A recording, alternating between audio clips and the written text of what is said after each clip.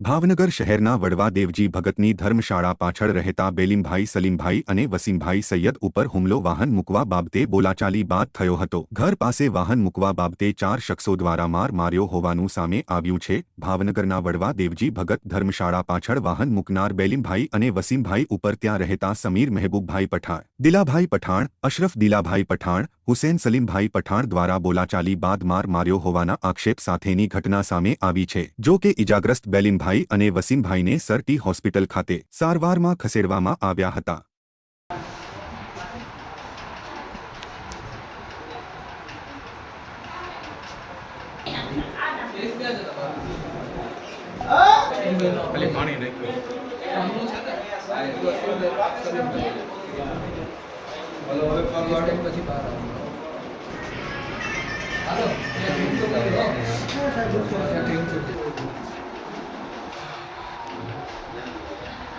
તમારું નામ?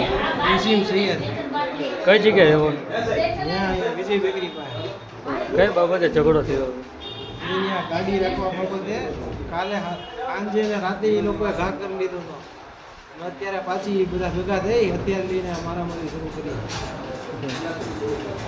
મારનાર વ્યક્તિના નામ યાદ છે તમને? સમીર હતો, પછી હુસેન ને બીજા એના 2-4 ભાઈઓ, કંઈક બધા ઉલ્હાડી, ધોકા, છરી ને તલવારનું બધું હથિયાર લઈને